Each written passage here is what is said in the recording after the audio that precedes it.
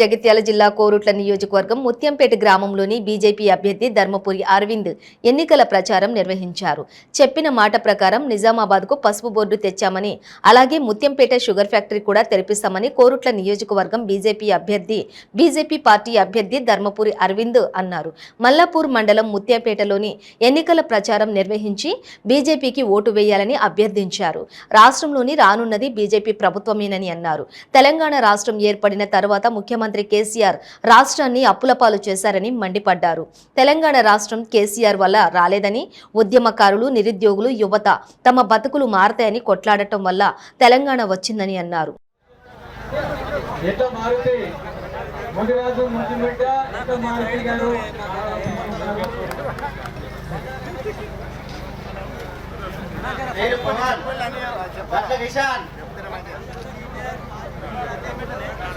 ప్రభు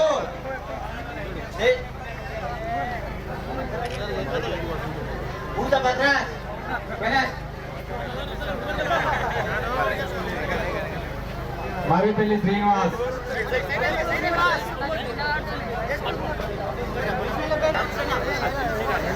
ఎట్ల ముత్యాలు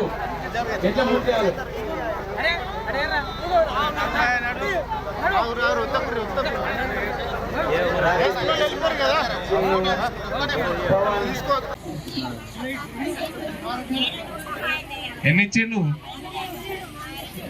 బాగా ఇస్తాడు, తీసుకోర్రి.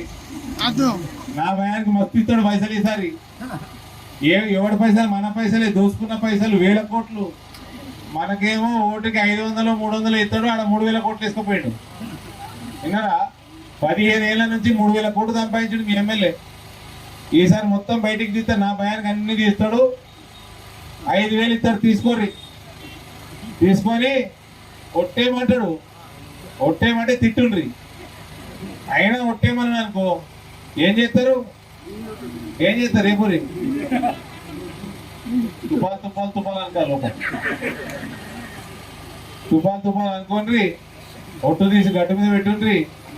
పోలింగ్ బూతుల కొర్రి, కమలం పువ్వు మీద గుద్దుండ్రి.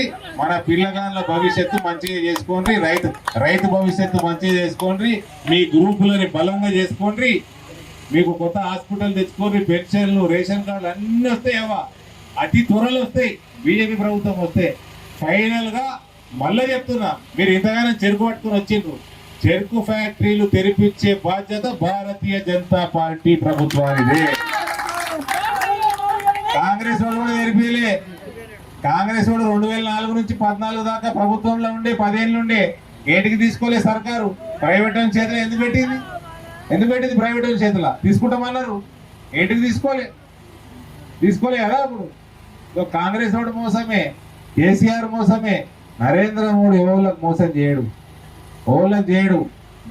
దళిత సోదరులు ఉన్నారు, ఐడా ఉన్నారు కదా.